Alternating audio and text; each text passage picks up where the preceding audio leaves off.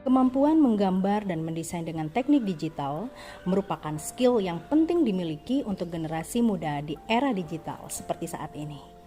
Walau memang banyak media yang memudahkan untuk membuat grafis secara instan, namun untuk proses pembelajaran saat ini saya mencoba mengajak peserta didik untuk membuat gambar sendiri dengan tujuan untuk mengasah kreativitas dan keunikan dari gaya menggambar. Pada video kali ini, saya akan membagikan bagaimana proses pembelajaran diferensiasi yang telah saya lakukan. Dan materi kali ini adalah menggambar karakter digital dengan modal smartphone. Adapun alat dan media yang digunakan adalah handphone berbasis Android ataupun iOS, stylus pen universal, juga bisa menggunakan jari. Banyak dari peserta didik yang masih merasa kesulitan dalam menggambar. Ini menjadi tantangan tersendiri bagi saya. Saya menyadari segeneral apapun kegiatan belajar yang kita rancang, tetap tidak bisa disamakan. Setiap anak memiliki keunikan, kemampuan, dan gaya belajar yang berbeda, dan hal itu mempengaruhi hasil belajar dan minat mereka. Untuk itu, saya mencoba untuk menganalisis kebutuhan peserta didik. Ada beberapa persiapan awal yang telah dilakukan. Yang pertama, di awal tahun ajaran, saya bersama guru BK menyusun rubrik analisis diagnosis untuk identifikasi gaya belajar dan profil kondisi peserta didik. Dari hasil observasi tersebut, saya dapat melanjutkan kegiatan belajarnya. Rangkaian kegiatan awal belajarnya antara lain, yang pertama menyampaikan tujuan pembelajaran. Yang kedua, memberikan motivasi dan manfaat dengan berbagi pengalaman dan penerapan menggambar karakter digital dalam kehidupan sehari-hari seperti membuat ilustrasi buku, membuat animasi, poster, dan konten sosial media. Yang ketiga, melakukan tanya jawab untuk mengidentifikasi faktor pendukung untuk belajar. Yang keempat, melakukan tanya jawab terkait aplikasi yang digunakan. Yang kelima, melakukan kegiatan pretest berupa challenge menggambar dengan tema tertentu untuk mengukur kemampuan awal peserta didik. Dari kegiatan tersebut, saya membagi peserta didik sesuai dengan gaya belajarnya. Untuk mendukung proses belajar pada kelompok-kelompok tersebut, saya menyiapkan media pembelajaran dan perlakuan yang berbeda. Untuk peserta didik dalam kelompok visual, saya menyiapkan video pembelajaran dan tutorial pendukung yang berisikan simbol-simbol untuk menggambar digital.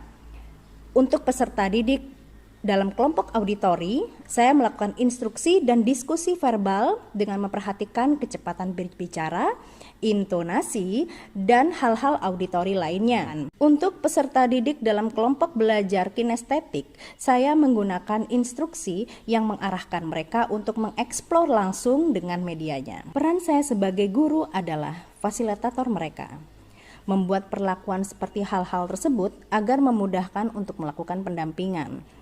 Setelah mereka mempelajari langkah-langkahnya, peserta didik diberikan kesempatan untuk melakukan praktik menggambar karakter digital, dimulai dari pembuatan sketsa. Dalam hal ini, ada dua pilihan yang bisa dilakukan peserta didik. Bagi yang pernah menggambar langsung di layar tablet atau handphone, diperkenakan untuk menggambar langsung di sana. Apabila merasa kesulitan menggambar sketsa langsung, dapat memilih untuk membuat sketsa di kertas, yang kemudian dilakukan scanning menjadi file digital agar dapat dilakukan proses tracing, pewarnaan, dan lain-lain. Dalam prosesnya juga akan ditemukan keberagaman. Ada yang menggambar dengan karakter anim, chibi, karikatur, komik, fantasi, hewan, dan lain-lain.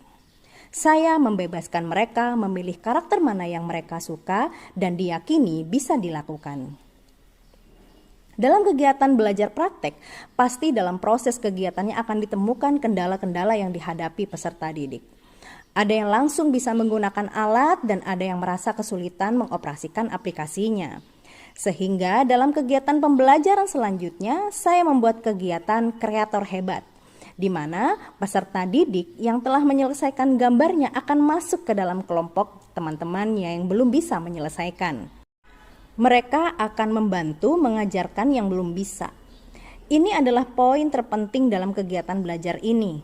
di mana di sini saya memberikan apresiasi kepada peserta didik yang bisa menggambar karakter digital dan memberikan motivasi untuk yang belum bisa.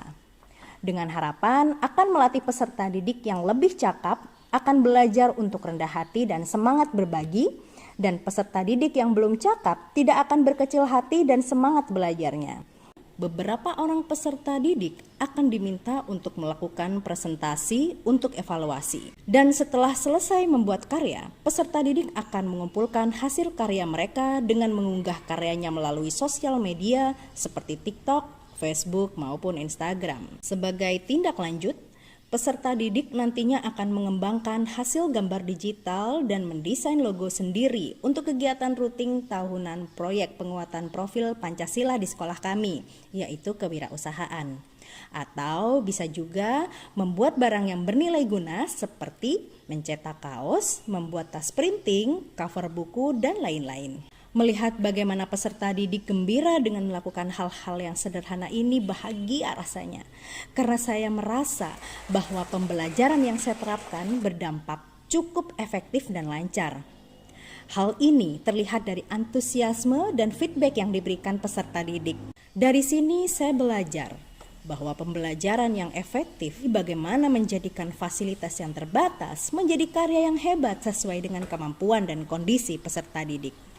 Mari kita sama-sama mewujudkan pendidikan yang bermakna dan berpusat pada peserta didik. Salam merdeka belajar.